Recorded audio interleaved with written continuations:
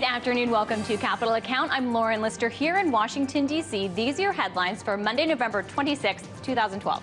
Egypt's President Mohamed Morsi today is reportedly standing behind a series of decrees he issued last week that grant him new powers, putting him above any oversight. Now, this sent tens of thousands into the streets and sent the Egyptian stock market plunging, Bloomberg reports, the most since January of 2011 when the Arab Spring uprisings began in Egypt. So we talked to an Egyptian investment firm managing director to put it in context. And is there any connection between, say, protests in Egypt and a secession movement in Catalonia? There's been a Catalan drive for independence from Spain. Separatists saw gains in regional elections over the weekend. Is there a common economic theme underpinning unrest from Egypt to Spain to the U.S.? Are we going to see more of this? We'll talk to Michael Krieger of Liberty Blitzkrieg. Plus, it is the shopping day known as Cyber Monday today in the U.S., and we saw footage of money quickly changing hands over the weekend, fueled by Black Friday deals. But don't be fooled. The velocity of money in the economy is at historic lows. We'll break it down in Word of the Day. Let's get to today's Capital Account.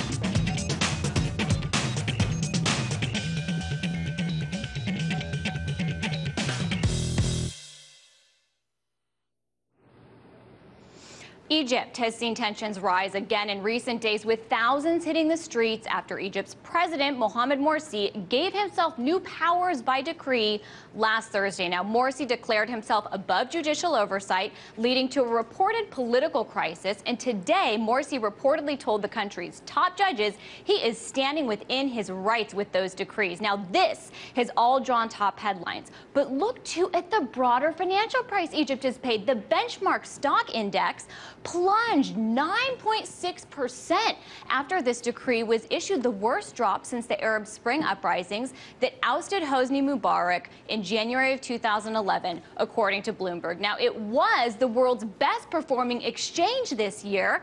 Not anymore. And a country that needs outside investment and arguably needs stability to lure investors is getting farther from it, at least according to a managing director of an Egyptian investment firm I spoke to earlier in Cairo. As long as you don't have stability, the only people who are going to be investing in your country are people who are looking for political pull.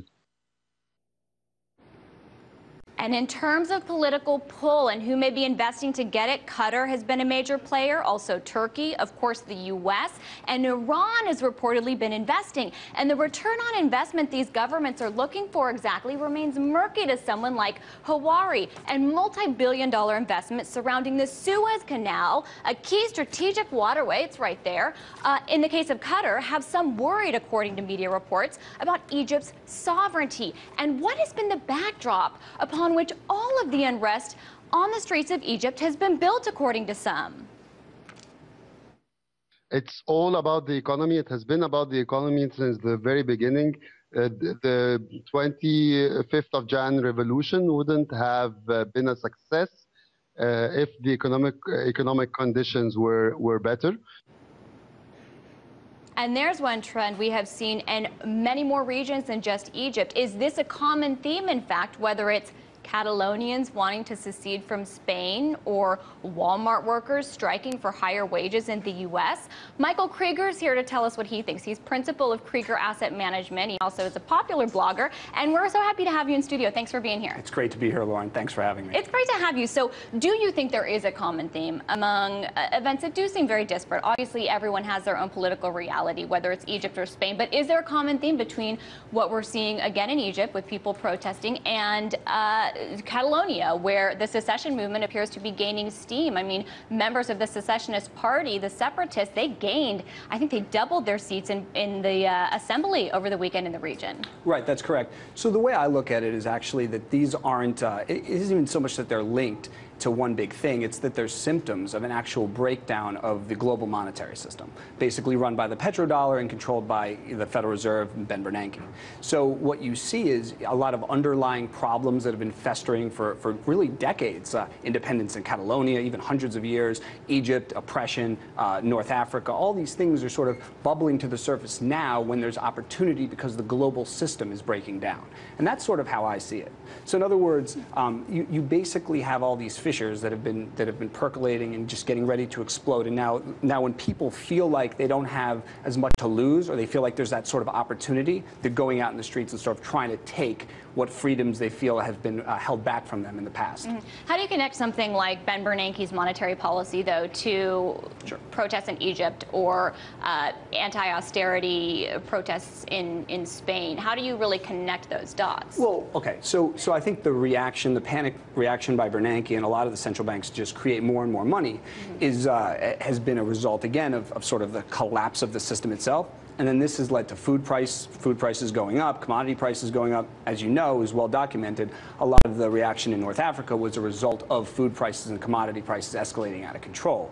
And what happened after that were governments in the regime, like Saudi Arabia and Kuwait, stepped up subsidies and free food and checks to their people to try to calm things down. So to me, again, it's all a function of too much money, not enough productivity, and then commodity prices going up.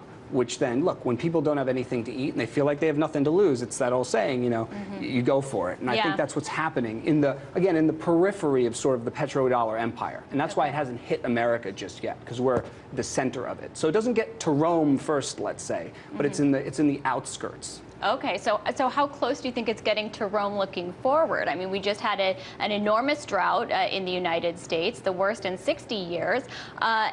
That will affect food prices. Of course, in the U.S., we don't pay. That doesn't register in what we pay in the register quite as much as it does in a country that you're directly buying wheat if you're a consumer. So what do you think that these trends are going to look like in 2013? Right. What I found so interesting about 2012 is that you started seeing some of the bigger economies that people thought were bulletproof really start to crack. China being a prime example. I mean, that economy. Who knows really what the real growth rate is? I think it's close. It's been close to zero recently. If you really strip out inflation and get to the real numbers. That's interesting though, because I mean, recently we've seen, for example, as the eurozone has deteriorated and gone back into recession, and seen manufacturing measures decline, we've seen China's rebound again. So I mean, I think a lot of people are thinking the concern over China is not as much of a concern anymore. Do you disagree? Well, no. I think it's fair to say that perhaps China's sort of stabilized at a lower growth rate. What that growth rate is remains to be seen. I think that's true, but the key is that the prior perceived notion that China had this untouchable 10% real GDP growth is sort of been shot now. Okay. And but about the United States, I mean, you mentioned the drought this year earlier in the summer. There was an interesting article from Reuters talking about how food banks in the United States are running very low on supplies.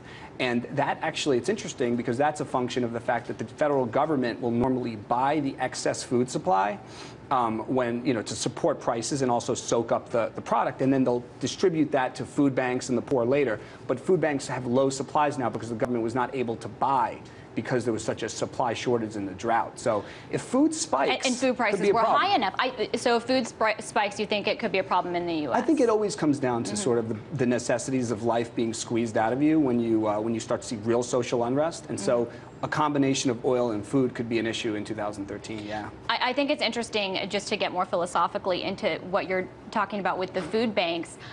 It's an interesting thing because food banks don't have as much food on their shelves because of the government, but not exactly in the way that you would think. It's kind of this byproduct that the government subsidizes farmers by buying food to boost up the prices, and then they give that food to food banks. But since prices are higher because of the drought this year, they haven't purchased as much food, bought as many commodities, so that's why the food banks have less food on their shelves. So how do you even untangle something like that? Because someone like you, I'd imagine, is a libertarian. You'd be like, get the government out of subsidizing farmers. Fine, but there are all these bizarre unintended consequences by how involved the government is in everything at this point. So how do you untangle that? Do you just pull the plug, or do you? Yeah, I mean, that's a great philosophical question in the sense, and that's why I don't really focus on, sort of government subsidies and food stamps and farm subsidies as my core issues because, yeah, that's a problem. But again, it's not the big problem. You know, the big problem, in my opinion, is the Federal Reserve control and trying to micromanage, centrally plan the economy.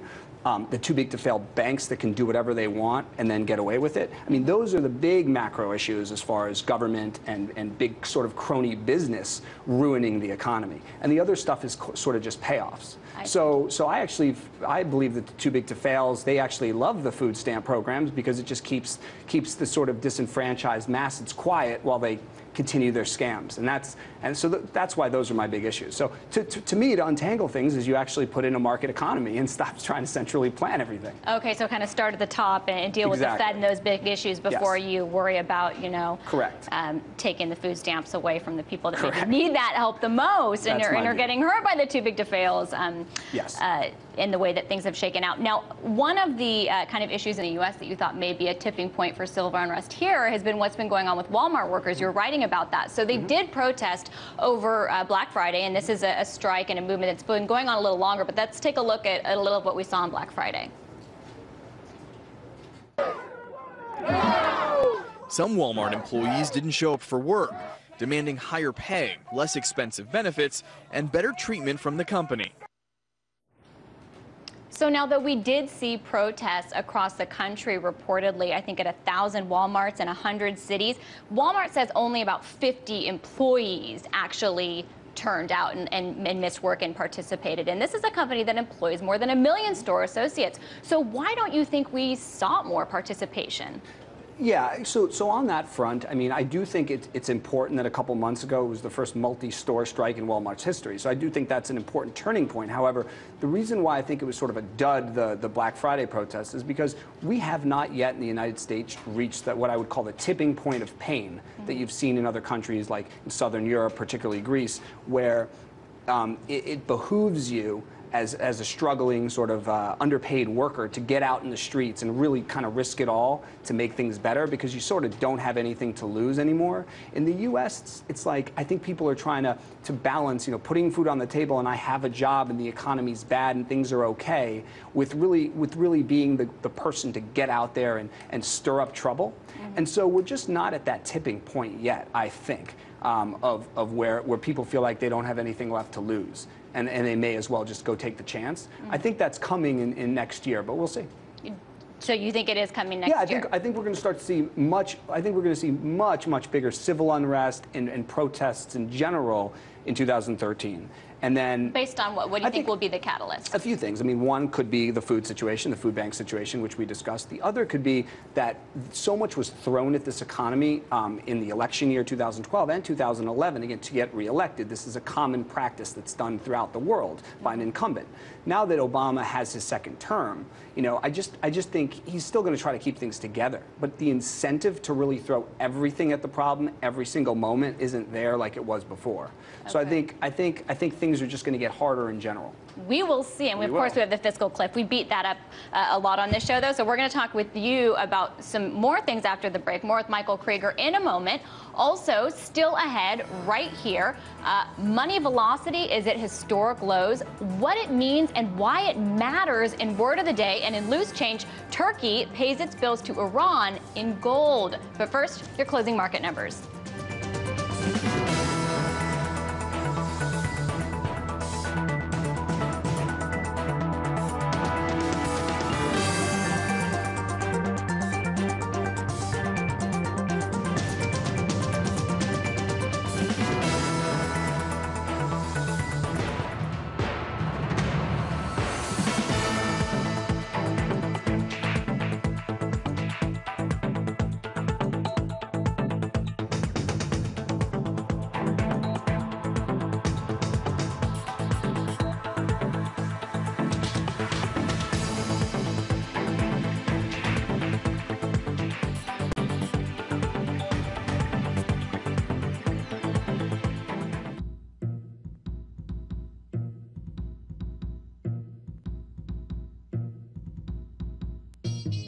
Here's Mitt Romney trying to figure out the name of that thing that we Americans call a donut. I'm sorry. I'm just a guy who cares an awful lot about my country. You, sir, are a fool. You know what? Cut is mine. Are there terrorist cells in your Far neighborhood? left does not want the USA to defeat terrorism. You cannot be a liberal and a Christian. Republicans lie. It's really so stupid. You know, the corporate media distracts us from what you and I should care about because they're a profit-driven industry that sells us sensationalistic garbage and calls it breaking news. I'm Abby Martin, and we're gonna break the set.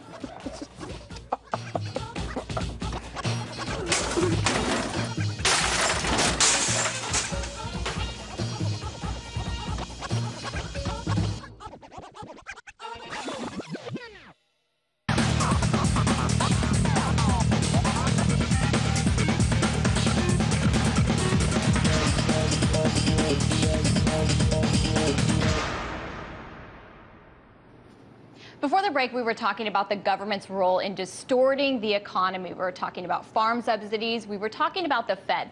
I don't know if people realize how involved the government still is in housing. Let's listen to a mortgage professional, Barry Habib, talking about it.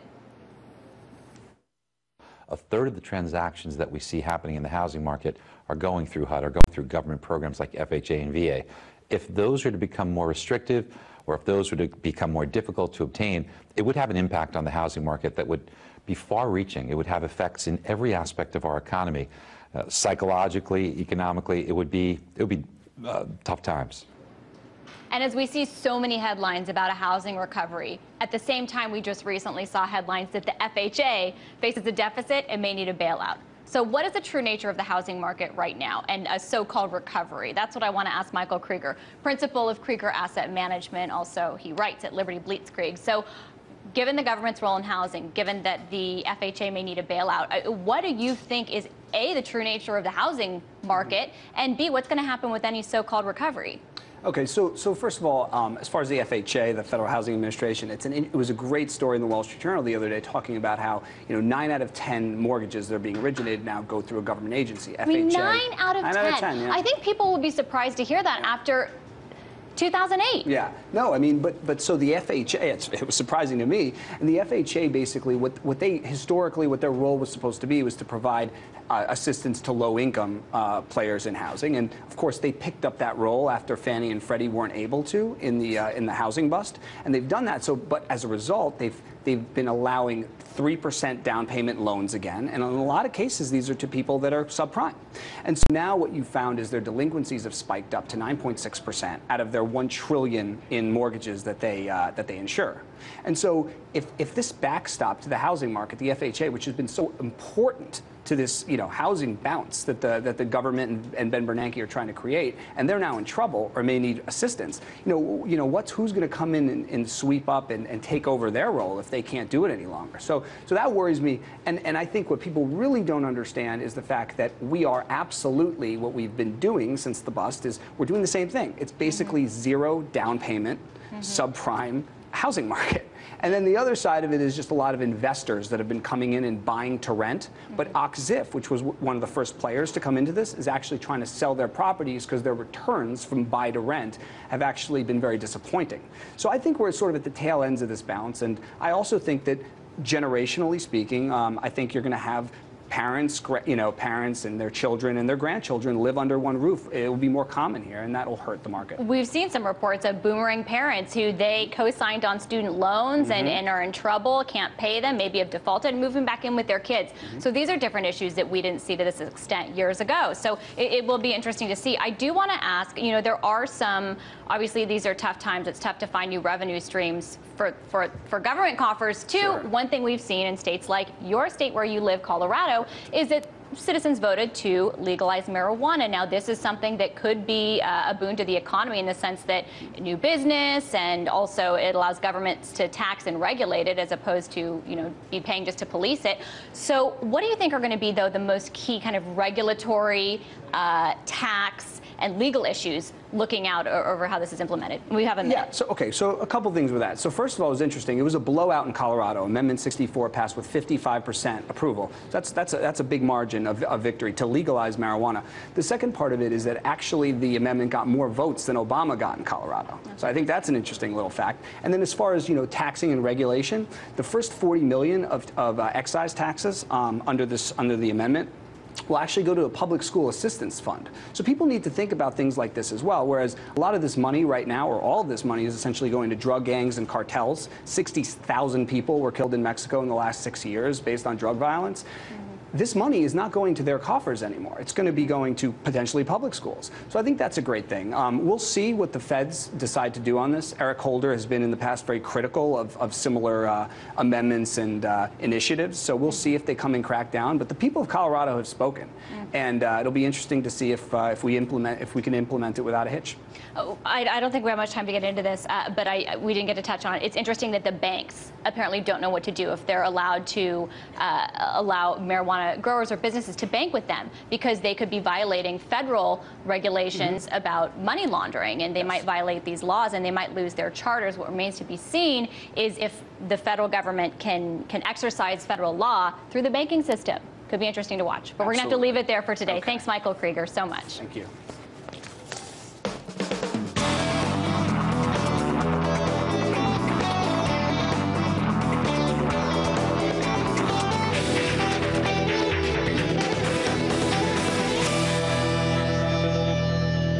For Word of the Day, where we break down a financial term or concept for our very smart viewer, but just maybe not the financial expert. And as you know, the hunt for holiday deals is on in the U.S. as Cyber Monday sales are reportedly expected to break records. And of course, we saw last week Black Friday shoppers storm retail stores.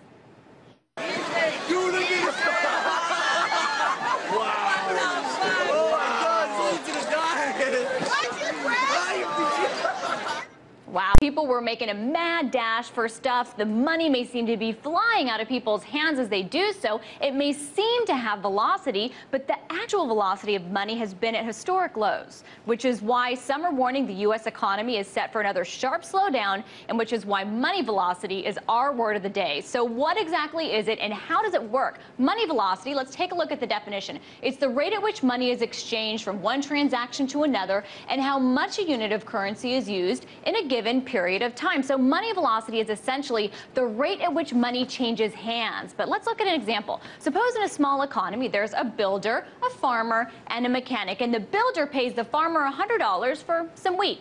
Then the farmer may turn around and pay $60 for some tractor maintenance, and then the mechanic may pay the builder $40 for some housing repairs. So in this case, the original $100 was used to pay for a total of $200 of goods and services by changing hands. So the velocity is 2 because $100 generated $200 worth of goods and services. So now you can see how this might generate inflation, because the more people are spending, the higher the velocity, which means more money in circulation, which can lead to price increases. Now, if these increases in price become pronounced, i.e. inflation expectations increase, then this can further increase the velocity of money, thereby creating a feedback loop, sending prices even higher. Now, we should note that some schools of thought believe money velocity causes inflation, while others think it is the result of inflation. And as Jim Rickers described in Currency Wars, money velocity is heavily influenced by psychological factors. Okay, velocity is a mirror of the consumer's confidence or fear, and it can be highly volatile. And like any psychological variable, it is not in the direct control of policymakers, of our central planning friends. So it's important to consider how economists calculate the velocity of money too, because this plays into it. Okay, they do it by taking the ratio of GDP to the M2 money supply. But let's look at some graphs so you can see. So here we have the measure of M2 since 1980. Let's take a look at that. So there you can see it's just on the up and up. But look, let's take a look at the changes of the broader measurement to the money supply of M2, because what you can see is that the increase in money supply is not necessarily predictive of the M2 velocity. So this raises questions about whether putting more money into circulation in the current environment can actually have much of an impact on the velocity. Now, the Fed has, of course, been making this effort by printing money, but it's only had a modest effect. The velocity of money is extremely low. It's plunged. In the United States, it is at an all-time record low. In Europe, it's approaching record low. In China, even, it's approaching record low. So when the velocity of money, so the Fed's putting, or the central banks are putting out money to help grease the wheels of the economy, it's not getting traction. They got to put out twice as much just to get a little bit. Right. What do you know? And hey, should we even buy into the dogma that GDP over M2 is a valid measure of velocity of money? What if the money's exchanged in a way that doesn't impact the GDP? We need to keep in mind that these calculations are just surrogate markers for the rate of circulation of money, calculations that could be seriously flawed. So even with Thanksgiving shoppers shelling out for cheap gadgets faster than you can say doorbuster, adding up to 13% more in total spending than last year, according to the National Retail Federation, remember, money velocity is actually very low, and now you know why it matters.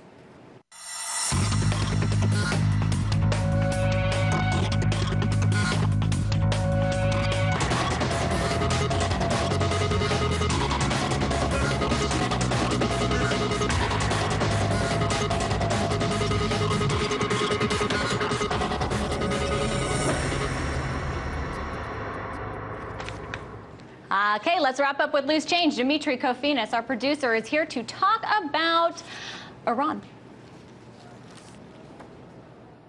The U.S. and its allies are trying to force Iran's leaders to abandon their nuclear program. They're using sanctions that include an oil embargo and bans on transactions with the Iranian central bank. So there's a typical mainstream headline you would have seen over the past year or more having to do with U.S. sanctions against Iran. Well, how about this, though? Here's an unintended consequence. Turkey on Friday acknowledged a surge in its gold exports this year is related to payments for imports of Iranian natural gas. So this is a way that Iran has been able to bypass sanctions. But does it just move gold more into the arena of a monetary metal? They're using gold to pay for resources. I actually think this, rather than give more credibility to gold as a monetary metal, I think it just shows that it is a monetary metal. But it is a monetary metal, period. But a particularly, it's being used for right, for but a particular type of monetary metal, one that can be used to safeguard the user from any sort of totalitarian overreach by anyone, whether it's the domestic government or whether it's an international imperial force. So it's the same reason that Americans might use or buy gold at prices that they think may be higher than what they'll be in 6 or 12 months. They may want to safeguard their property. They're afraid that someone might try to, take their money, freeze their account, whatever it is, so they use gold. The same reason that they use art. It's like certain things that they contribute. Gold is the best of all, so they're taking payment in gold. I think that's a very, very interesting analysis. So, well, thank you, Lauren. Yeah, I think that was pretty smart, Dimitri. Well, I appreciate it. I don't know what to say after that. Nothing I can add. So we'll leave it. We'll Buy leave gold. it there. I don't know about that, but we'll leave it there. We're not giving investment advice on this show, but you can go check it out. Whatever you want to invest in, because that's all we have time for. Thank you so much for watching, and be sure to come back tomorrow. In the meantime, you can follow me on Twitter at Lauren Lister. You can watch our show, see any you missed, give us feedback, because we respond to it every week on our YouTube page, youtube.com/capitalaccount. You can watch us in HD on Hulu at hulu.com/capital-account. We have a packed week of shows, lots of new guests this week, so you'll want to tune in every day. But for now, from everyone here, have a great night.